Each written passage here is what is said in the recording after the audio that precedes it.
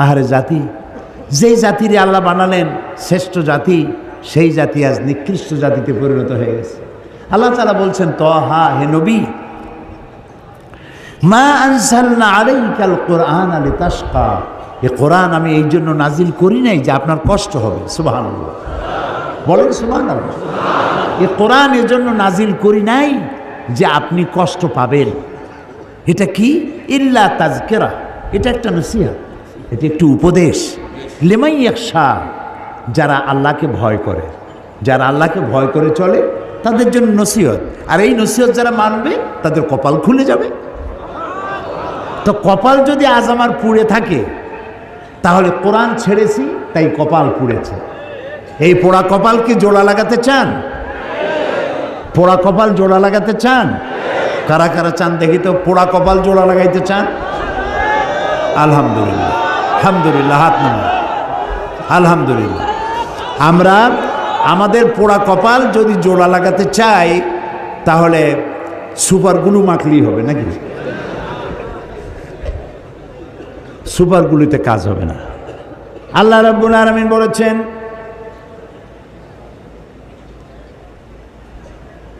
আমি ইন্নাল্লাহা লা ইউগাইয়িরু মা বিকাওমিন হাত্তা ইউগাইয়িরু মা বিআনফুসিহিম, আমি কোনো জাতির ভাগ্যকে পরিবর্তন করি না যতক্ষণ পর্যন্ত সেই জাতি নিজের ভাগ্যই নিজেরা পরিবর্তনের জন্য সচেষ্ট হয়। তোমরা যদি তোমাদের ভাগ্যকে পরিবর্তনের জন্য সচেষ্ট হও, তাহলে আমি তোমাদেরকে ভাগ্য পরিবর্তন করে দেব। এটার নাম পরশ পাথর। এটার নাম কি? পরশ পাথর। আল্লামা আলতাফ হোসেন হালি তিনি বলছেন, উতর কর গারেহরা সে সুয়ে কম আয়া, উতর কর গারেহরা সে সুয়ে কম আয়া, और एक नुस्खे किमिया साथ लाया। নবী করিম সাল্লাল্লাহু আলাইহি ওয়াসাল্লাম একটি অধঃপতিত সমাজকে কি করে চরিত্রবান বানানো যায়, কিভাবে ভালো বানানো যাবে, যেই জাতি চুরি করে, ডাকাতি করে, জিনা করে, ব্যভিচার করে, মানুষের মর্যাদা যেই জাতির ভিতরে নাই, এই জাতির ভাগ্য কেমনে ভালো হবে। হেরা পাহাড়ে বসে তিনি চিন্তা গবেষণা করতে লাগলেন। 40 বছর বয়স যেদিন পূর্ণ হয়ে গেল, আল্লাহ তাআলা কোরআন নাজিল করে দিলেন। হেরা পাহাড় থেকে কোরআনের আয়াত নিয়ে তিনি দুনিয়ায় অবতীর্ণ হলেন, দুনিয়ায় এলেন। কোরআনের সংস্পর্শে যারা এলো, জিরোগুলি সব হিরো হয়ে গেল। আল্লাহু আকবার, আল্লাহু আকবার, আল্লাহু আকবার। হযরত ওমর, হযরত ওমর যিনি আল্লাহর নবী হত্যা করতে আসছে, সাধারণ মানুষ না, আল্লাহর নবী হত্যা করা কত বড় কঠিন কাজ। সেই রাসূলকে হত্যা করতে আসছে। এই কোরআন যখন তেলাওয়াত শুনলেন, এই জায়গাটা ঠিক আমি যেখান দিয়ে তেলাওয়াত করতেছি, এই জায়গাটা তিনি তেলাওয়াত শুনছিলেন, জীবনের পরিবর্তন হয়ে গেল। কোরআনের নির্ভুলতার অকাট্য দলিল এ বিষয়ে বলছেন আল্লামা দেলোয়ার হুসাইন সাঈদী। পৃথিবীতে সব জিনিসের নকল বেরো, আসল বেরোবার আগেই নকল বেরো। আর নকলে তো বাংলাদেশ ভালো চ্যাম্পিয়ন। পৃথিবীতে সব জিনিসের নকল আছে, আছে না? কিন্তু কয়েকটা জিনিসের নকল নেই। তার মধ্যে একটা হচ্ছে কোরআন। সুবহানাল্লাহ, পারবে না? আল্লাহ রাব্বুল আলামিন বলেছেন, তামাম পৃথিবীর সমস্ত মানুষ আর জিন সব যদি একত্রিত হয়ে যদি প্রচেষ্টা চালাও, পরস্পরকে সহযোগিতা যদি করো, এই কোরআনের মতো করে একখানা কোরআন বানাইতে পারবা না। আল্লাহ তাআলা আরো বলেছেন, যদি পারো তো কোরআনের মতো একখানা কোরআন বানাও। এই চ্যালেঞ্জ কেউ কবুল করতে পারলো না। আল্লাহ পাক তার চ্যালেঞ্জকে আরো একটু সহজ করে দিয়ে বললেন, 10টা সূরা বানাও। তাও কেউ পারল না। আল্লাহ এই পরীক্ষা আরো সহজ করে বললেন, ইন কুনতুম ফি রাইবিম মিম্মা নাযালনা আলা আবদিনা ফাআতু বিসূরাতিম মিন মিসলি, আমার বান্দার উপরে আমি যে কোরআন নাজিল করেছি, যদি তোমাদের সন্দেহ হয় তাহলে কোরআনের মতো করে ছোট্ট একটি সূরার মতো করে একটা সূরা বানাও। আল্লাহ তাআলা বলেন, ফাইন লাম তাফআলু ওয়া লান তাফআলু ফাত্তাকুন নারাল্লাতী ওয়াকুদুহান নাস ওয়াল হিজারা। আল্লাহ তাআলা বলছেন পারবা না এবং কখনোই পারবা না। তো দুনিয়ার সব জিনিস নকল হয়েছে, কোরআনের নকল আজও হয় নাই, ভবিষ্যতেও হবে না। ইনজিল নাজিল করেছেন কে? আল্লাহ তাআলা। জাবুরকে নাজিল করেছেন, তাওরাতকে নাজিল করেছেন। আল্লাহ কি বলছেন ইনজিল আমি হেফাজত করব, তাওরাত আমি হেফাজত করব, জাবুর আমি হেফাজত করব? বলেন নাই। কেন বলেন নাই? কারণ বলার দরকার নাই, ও শরীয়ত তো আল্লাহ মোকাম্মল করেননি। আরও কিতাব আসবে, সেই কিতাবখানার নাম কোরআন। এইটা নাজিল হবে। এইটা নাজিল করে আর নবী আসবে না, লা নবিয়্যা বা'দি ওয়ালা রাসূলা। আল্লাহর নবী রাসূলুল্লাহ সাল্লাল্লাহু আলাইহি ওয়াসাল্লামের পর আর কোনো নবী রাসূল আসবে না, নবীও আসবে না, রাসূলও আসবে না। আর আল্লাহর পক্ষ থেকে একটি শব্দ পৃথিবীর মানুষের জন্য আর আসবে না। আর যে আসবে না, সেই জন্য আল্লাহ তাআলা এটা হেফাজতের দায়িত্ব নিলেন। আল্লাহ রাব্বুল আলামিন বলেন, ইন্না নাহনু নাযালনায যিকরা ওয়া ইন্না লাহু লাহাফিজুন। কোরআন নাজিল করেছি আমি আল্লাহ, আর এর সংরক্ষণের সবটুকুন দায়িত্ব আমি আল্লাহ গ্রহণ করেছি। প্রিয় ভাই সব, কোরআনের কথা বলতে বলতে আমি তো শেষ করতে পারবো না। জীবনে বয়স তো কম হলো না, 70-এর কাছাকাছি চলে এলো। এই 70-এর কাছাকাছি বয়সের অর্ধ শতাব্দী, প্রায় 50 বছর কোরআনের খেদমতে নিয়োজিত আল্লাহ রাখছিলেন। দেশে বিদেশে পৃথিবীর 5টি মহাদেশের অন্তত 50টিরও বেশি দেশে কোরআন নিয়ে দৌড়াইছি, ছুটে বেড়াইছি। এ কোরআন শুনে পর্যন্ত যারা মুসলমান হলেন আল্লাহর গোলামের হাতে, তাদের সংখ্যা 600-র কাছাকাছি হয়ে গেছে। এই কোরআন শেষ করতে পারবেন না আপনি। দুনিয়ার কোনো মুফাসসির বলতে পারবে না আমি যে তাফসির করলাম আর লাগবে না, this is the final and last, এরপরে আর লাগবে না। কেউ বলতেও পারে নাই, কেউ লিখতেও পারে নাই। কারণ আল্লাহ তাআলা অন্যত্র বলেছেন, সূরা কাহফে বলেছেন, قُلْ لَوْ كَانَ الْبَحْرُ مِدَادًا لِكَلِمَاتِ رَبِّي لَنَفِدَ الْبَحْرُ قَبْلَ أَنْ تَنْفَدَ كَلِمَاتُ رَبِّي وَلَوْ جِئْنَا بِمِثْلِهِ مَدَدًا। হে নবী, আপনি বলুন, তাম পৃথিবীর সমস্ত সমুদ্র মহাসমুদ্রের পানি যদি কালি হয়ে যায়, আর সেই কালিগুলি যদি দিয়া আমার রবের কালামের ব্যাখ্যা লেখা যদি শুরু হয়ে যায়, লিখতে লিখতে সমস্ত পানিগুলি শেষ হয়ে যাবে, আমার রবের কালিমার ব্যাখ্যা লেখা শেষ হবে না। এক মহাসমুদ্র। আমি খুব খুশি হয়েছি। আমি তো দেখতেছি মাহফিল, প্রথম দিনের দৃশ্য। আপনারা যারা আসছেন, আমার মনে হয় 5 অতিরিক্ত 10% দাড়ি পাকা, অতিরিক্ত বেশি 90% আপ, ওভার 90% যুবক দিয়ে ভরা মাহফিল। সুবহানাল্লাহ। আমি যুবকদেরকে সালাম করি, আমি যুবকদেরকে সালাম করছি। তোমরা আমাদের ভবিষ্যৎ, তোমরা আমাদের অ্যাসেট, তোমরা আমাদের মেরুদণ্ড। মেরুদণ্ড যদি সোজা থাকে মানুষটা সোজা হয়ে হাঁটতে পারে, মেরুদণ্ড বাঁকা হয়ে গেলে মানুষটা সোজা হয়ে হাঁটতে পারে না। জাতির ব্যাকবোন হচ্ছে ইয়াং জেনারেশন। নষ্ট হয়ে গেল সিনেমা, নাটক, গান, ওপেন কনসার্ট, নষ্ট হয়ে গেল। আরে অথচ এরাই হতো শাহজালাল, এরাই হতো শাহ মাকদুম, এরাই হতো খান জাহান আলী, এরাই হতো শহীদ তিতুমির, এরাই হতো হাজী শরীয়তুল্লাহ। আহারে কপাল খারাপ। কি সুন্দর সোনার টুকরা ছেলে, গান বাজনা নাচ, রাস্তায় হাঁটে আর ঢোলে। এদিক লাফায় ওদিক লাফায়। জিজ্ঞেস করলাম ওরম করে কেন, এর কি কোনো মানসিক প্রতিবন্ধী নেই? কয় না হুজুর, কোমরের মধ্যে ওয়াকম্যান আছে। ওয়াকম্যান কি? কয় যে ওর মধ্যে গান বাজে আর কানের মধ্যে ঢুকানো আছে, রাস্তায় গানের তালে তালে হাঁটে, রিক্সার তলে পড়ে না ট্যাক্সির তলে পড়ে, দিশা নেই, খালি শুনতেছে। ওই যুবকের দোষ না তো। ওই যুবকের যদি দোষ থাকবে তাহলে সিনেমায় ঠিয়া ও তাফসির মাহফিলে আসছে কেন? ও তাফসিরের মাহফিলে আসছে যুবকের গায়ে মুসলমান মায়ের রক্ত,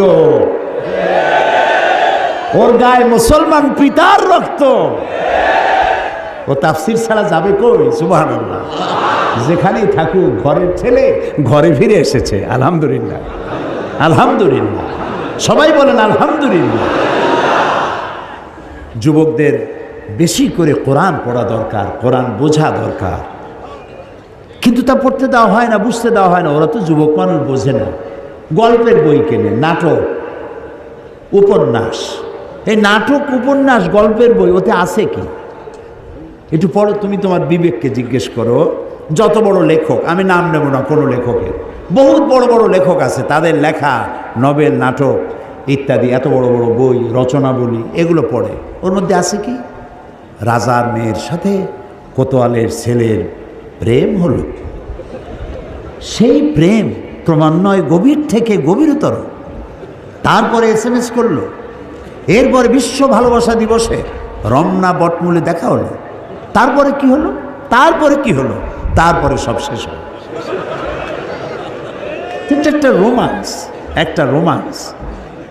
পয়সা খরচ করে যে বইটা পড়লা, কি শিখলে? 250-300 টাকা দিয়া প্রিয় লেখকের লেখা বই কিনছো, আহারে কিচ্ছু পাও নাই, কিচ্ছু নাই। 0 + 0 + 0 + 0 ফ্রম বগুড়া টু গাবতলী, কিচ্ছু নেই। আর কোরআন শরীফ পড়ো, প্রত্যেকটা লাইন তোমাকে সোনার টুকরা বানায় দেবে। আহারে কোরআন শরীফ। হযরত ওমর বলেন, জাহালাতের সময় আল্লাহর নবীকে লাঞ্ছিত করার জন্য আমি হারাম শরীফে প্রবেশ করলাম। আমি দেখতে পেলাম তিনি নামাজ পড়ছেন। মনে মনে ভাবলাম, নামাজের সময় কিছু করব না, নামাজটা শেষ হয়ে যাক। রাসূল নামাজের মধ্যে তেলাওয়াত করতেছিলেন, শব্দ করে আওয়াজ করে তেলাওয়াত করতেছিলেন। আমি পেছনে দাঁড়ানো, নামাজ শেষ হলেই টর্চার করব। তেলাওয়াতে এত মজা লাগলো, মজা তো লাগবেই, একে তো কোরআন, আর তেলাওয়াত করতেছেন তিনি যার উপরে নাজিল হয়েছে। সুবহানাল্লাহ, সুবহানাল্লাহ, আল্লাহু আকবার। কি মজা! যার উপরে নাজিল হয়েছে তিনি তেলাওয়াত করছেন। হযরত ওমর বলেন, তেলাওয়াত শুনে মনটা পাগল হয়ে গেল। মনে মনে ভাবলাম, মুহাম্মদ সাল্লাল্লাহু আলাইহি সাল্লাম তো জীবনে কোনো কবির সাথে চলাফেরা করেন নাই। নিশ্চয়ই কোনো জিন তাকে, রাতের বেলায় কোনো জিন তাকে শিখায় দিয়েছে, নইলে মিলায় মিলায় কিভাবে বলে, এটা বোধহয় কোনো জিনের কথা হবে। হযরত ওমর বলেন, আমি যখন মনে মনে ভাবলাম গণক হয়ে গেছেন, তখন আমি শুনতে পেলাম তিনি তেলাওয়াত করতেছেন, ওয়ামা হুয়া বিকাউলি কাহিনিন কালিলাম মা তাযাক্কারুন। না না না, এটা কোনো গণকের কথা নয়। আল্লাহু আকবার। হযরত ওমর বলছেন, আমার কাছে মনে হচ্ছিল যেন আমার পায়ের তলা থেকে মাটি সরে যাচ্ছে। কি আশ্চর্য! মনে মনে যা চিন্তা করি তারই জবাব আসে। আচ্ছা, এটা জেনের কথা নয়, কবির কথা নয়, গণকের কথা নয়, তবে এটা কি? যেই না মনে আমার প্রশ্নে উদয় হলো, তবে এটা কি? অমনি রাসূল আবার তার তেলাওয়াতের মধ্যে তিনি রাসূল তেলাওয়াত করতেছেন। তিনি তো জানেন না যে পিছনে ওমর দাঁড়াইয়া অঙ্ক মিলাইতেছে। সুবহানাল্লাহ। এ কুদরত কার? রাসূলুল্লাহ দোয়া করতেন, আল্লাহ ওমরাইনের জন্য তো, দুই ওমরকে আল্লাহ তুমি ঈমান আনার তৌফিক দিয়ে দাও। দুই ওমর, এক ওমর হলেন ওমর ইবনুল খাত্তাব, আর আরেকজন হলো ওমর ইবনুল হিশাম আবু জাহল। এই দুই ওমরের জন্য তিনি দোয়া করতেন, আল্লাহ ওদের নেতৃত্ব দেওয়ার দারুণ কোয়ালিটি, এই লোকগুলো আমার হাতে দিয়ে দাও, ইসলামের জন্য দিয়ে দাও। আল্লাহু আকবার। তো রসুলের দোয়া একজনের জন্য কবুল হয়েছে, হযরত ওমর ইবনুল খাত্তাবের জন্য। হযরত ওমর বলেন, আমার চোখের সামনে প্রশ্নবোধক চিহ্ন ঘুরতেছে। এটা জেনের কথা নয়, কবির কথা নয়, গণকের কথা নয়, তবে এটা কি? যখনই মনে মনে চিন্তা করছে তবে এটা কি, অমনি নবীজি তেলাওয়াত করলেন, তানজিলুম মির রাব্বিল আলামিন। এটা হচ্ছে আল্লাহর পক্ষ থেকে নাজিল করা, নাজিলকৃত কিতাব। সুবহানাল্লাহ। হযরত ওমর তিনি বলছেন, আমার কাছে মনে হচ্ছিল ইসলাম, ঈমান তার নিজস্ব শক্তি নিয়ে যেন আমার কলজার মধ্যে গেড়ে বসতেছে। কিন্তু তখনও হেদায়েতের সময় আসে নাই বলে তখনও তিনি ঈমান আনতে পারেন নাই। পরবর্তী সময় সূরার, আমি যেখান থেকে তেলাওয়াত করলাম সূরা তহার, এই তেলাওয়াত শুনছিলেন। আর তারপরে তিনি যে তরবারি দিয়ে রসুলকে হত্যা করতে গিয়েছিলেন, এগুলো আপনাদের জানা আছে, সেদিকে যেতে চাই না। তরবারি ভালাই দিয়া লা ইলাহা ইল্লাল্লাহু মুহাম্মাদুর রাসূলুল্লাহ, ঈমান নসিব হয়ে গেল। তো এই কোরআন জিরোকে কি বানাই দিল? বলেন, হিরো বানাই দিল। আর কোরআনের সাথে যারাই বেয়াদবি অতীতে করেছে, বর্তমানে করে, ভবিষ্যতে করবে, সে যত বড় হিরো হোক, আল্লাহ তারে জিরো বানাই দিল। ও বগুড়ার যুবকেরা, বগুড়ার যুবকেরা, তোমরা কি জিরো হতে চাও না হিরো হতে চাও? যুবকদের উচ্চ কণ্ঠে শুনতে চাই, তোমরা কি হতে চাও? তোমাদেরকে হিরো বানাবে এই কোরআন। সুবহানাল্লাহ। এখন শুনব আল কোরআনের মহিমা বিষয়ে বয়ান। এই কোরআন একখান কিতাব, বিশাল বিপ্লব করেছে, রিভলিউশন, ইনকিলাব করেছে একখানা কিতাব। যারা চুরি করতো, ডাকাতি করতো, যৌন চাহিদা মেটাবার জন্য একটা মেয়ে লোক দরকার, সেই মেয়ে লোকটা কার বউ, কার মা, কার মেয়ে দেখার কোনো চিন্তাই করতো না, তারা সে কামটা করত। মানুষকে কেন হত্যা করব না, অমুকের সম্পদ কেন লুট করব না, এর কোনো যুক্তিসঙ্গত কারণ তাদের মাথায় ঢুকতো না। এইরকম একটা জাতি চুরি করতো, ডাকাতি করতো, মরুভূমির মধ্যে উট চড়াইতো। এই কোরআন মরুভূমির রাখালদেরকে দিগ্বিজয়ী সেনাপতি বানায় দিল। এই কোরআন মরুভূমির উটের রাখালদেরকে, ভেড়া দুম্বার রাখালদেরকে ন্যায় বিচারক বাদশা বানায় দিল, বিচারপতি বানায় দিল। আস্থা দুনিয়া, অর্ধেকটা পৃথিবী মুসলমানদের পায়ের তলায় এনে দিল। সুবহানাল্লাহ। এই সেই কোরআন, যে কোরআনকে তোমরা ছেড়েছ, যে কোরআনকে আমরা ছেড়েছি, কোরআন বুঝতে চেষ্টা করি নেই। এ কোরআনের নাম কোরআন, এটার নাম কি? এটার নাম কোরআন, এটার নাম হুদা, এটার নাম শিফা, এটার নাম জিক্র, এটার নাম নূর, এটার নাম তানজিল, এর নাম কিতাব। এই নামগুলি কি আমার বাপের বানানো? আমার বানানো? এই নামগুলি কার? আল্লাহ তাআলা। ওয়াল্লাহি আমি আপনাদেরকে আমার বাপের গল্প শুনাইতে আসিনি, আজে বাজে গাঁজাখুরি কিস্সা কাহিনী শুনাইতে আসিনি। কোরআনের ওয়াজ করেই তো কুল পাইনি।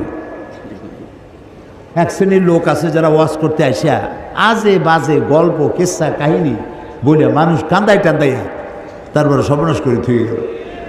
অনেক রাত শুনলো ওয়াজ, বাড়ি যখন যায় লোকেরা জিজ্ঞেস করে এত রাত কোথায় ছিলাম? অমুক জায়গায় গেছিলাম। কেন? ওয়াজ শুনতে গেছিলাম। কি ওয়াজ? সাংঘাতিক ওয়াজ। কে ওয়াজ করলো? ও সাংঘাতিক বক্তা।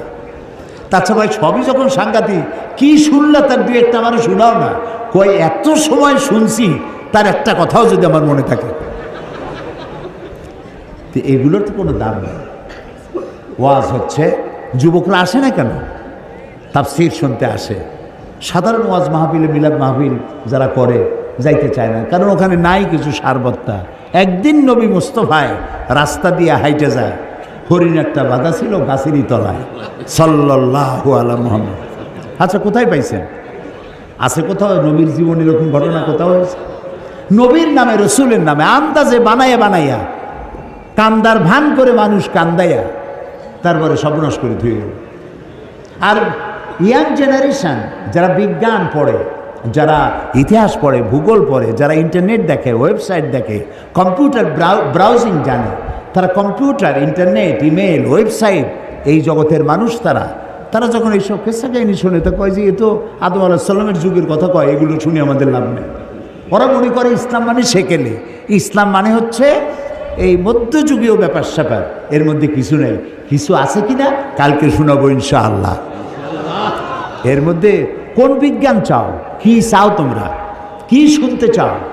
তিবিয়ানান লিকুল্লি শাই, সব কিছু আল্লাহর মধ্যে বলে রেখেছেন। ইতিহাস আছে 30 মধ্যে আছে কি একটু কৌতূহল হলো না জানার জন্য? আহারে কপাল। ডিসি সাহেবের কোর্ট থেকে, এসপির অফিস থেকে, অথবা জজ কোর্ট থেকে একটা চিঠি যদি আপনার নামে আসে ইংরেজি ভাষা, সেই চিঠিটার অর্থ আপনি জানেন না, ভাষাটা জানেন না, ইংরেজি জানেন না। এখন ওই চিঠি বোঝার জন্য আপনার কি কোনো পেরেশানি হবে নাকি হবে না? পেরেশানি হবে। এটা কি দুদকের চিঠি নাকি? এটা কি আমাকে গ্রেফতার করার চিঠি? এটা কি আমার সম্পদ সব এই কি জানি কয় নিলাম করে নেওয়ার চিঠি? জানার জন্য ছুটবেন, ভালো ইংরেজি জানে কে। যতক্ষণ পর্যন্ত চিঠির মর্ম না বুঝবেন ততক্ষণ পর্যন্ত আপনার পেরেশানি দূর হবে না। এ কথা কি মিথ্যা না সত্য? তো একটা ডিসি অফিসের সামান্য একটা চিঠি, এসপির অফিসের একটা সামান্য চিঠি, কোর্টের দুদকের একটা চিঠি বোঝার জন্য এত পেরেশানি হয়? অত বড় আকাশটার মালিক, জমিনের মালিক, আমার মালিক একখানা চিঠি দিয়েছেন নাম কোরআন শরীফ, এইটা জানার জন্য আগ্রহ সৃষ্টি হলো না, পেরেশানি হলো না? আহারে পোড়া কপাল। সারাটা জীবন সূরা ফাতিহা দিয়ে নামাজ পড়লাম, অর্থও জানি না, ব্যাখ্যাও জানি না। আহারে কপাল, বদকিসমত এই জাতি। এই কোরআনের, এই কিতাবের যতগুলি নাম আছে তার মধ্যে একটি নাম হচ্ছে কোরআন। এটাকে আমরা হুদা যদি বলি অনেকে চিনবে না, ওই কি এর হুদা? হুদা মানে বরিশালে ওদিকে হুদা মানে খালি হুদাহুদি বলে। হ্যাঁ হুদা, এখানে কি বলে? আচ্ছা না বললেও কোনো এক সময় বলবেন। তো হুদা বললে বুঝবে না, তানজিল বললে বুঝবে না, নূর বললে বুঝবে না, সেবা বললে বুঝবে না। সব থেকে কোন নামে চেনে এটাকে? কোরআন। তারপরে ফোরকান বললেও চেনে। তা আবার চিন্তা করে ফোরকান তো 4 কান, এটা কি? ওটাও বুঝবে না। কোরআনই ভালো করে বুঝবে। তার প্রথম নামটাই হলো কোরআন। কোরআন মানে কি? কোরআন শব্দের অর্থ হচ্ছে বহুল পঠিতব্য, বহুল পঠিত, যা বারবার পড়তে হয়। এই যে নাম, সার্থক নাম, কোরআনের চাইতে বেশি পড়া হয়েছে পৃথিবীতে এরকম একখান বইয়ের নাম আপনি বলেন। বললে আমি পুরস্কার দিয়ে যাব। নাই, পৃথিবীতে এমন একটা মুহূর্ত নাই যখন কোরআন শরীফ পড়া হয় না। ভাবতে পারেন যে আমার এখানে যখন রাত 1টা বাজে তখন তো সারা দেশ ঘুমাই গেল, তখন কোরআন শরীফ কেনা পড়ে? আরে ভাই, আপনার এখানে যখন রাত 1টা, আমেরিকায় তখন দিনের 1টা, ওরা তখন জোহর পড়তেছে। আপনার জোহর আরেকজনের আসর, আপনার এশা আরেকজনের ফজর। সারা পৃথিবীতে সময়ের এই যে ক্লাইমেট এবং টাইম, এই টাইমের যে পরিবর্তন, সময়ের পরিবর্তনের ভিত্তিতে পৃথিবীতে একটা মুহূর্ত এমন নাই যে পৃথিবীর কোথাও না কোথাও কোরআন শরীফ তেলাওয়াত করা হচ্ছে। এটাই একমাত্র কিতাব যা মানুষ বুঝেও পড়ে, না বুঝেও পড়ে, রাতেও পড়ে, দিনেও পড়ে। সুবহানাল্লাহ। আর যারা পড়ার সুযোগ পায় না, শোনারও সুযোগ পায় না, মাসে অন্তত একবার তারাবিতে গোটা কোরআন শোনার ব্যবস্থা করা হয়েছে। কিন্তু এইটা ঠিক না যে শুধু আমি শুনব। কোরআন বহুল পঠিত, এর থেকে বেশি পড়া হয়েছে এমন কোনো কিতাব পৃথিবীতে নাই। 1। 2 নম্বরে এর নাম হলো কিতাব। এর নাম কি? কিতাব। কিতাব মানে লেখা, কিতাবাত করা, লেখা। কোরআনের চাইতে বেশি লেখা হয়েছে, কোরআনের চাইতে বেশি প্রিন্টেড হয়েছে, ছাপা হয়েছে। এরকম একখানা বইয়ের নাম কি বলতে পারবেন? নাই। পৃথিবীর সর্বাধিক প্রিন্টেড, সর্বাধিক ছাপা লেখা হয়েছে যে কিতাব, তার নাম কোরআন শরীফ।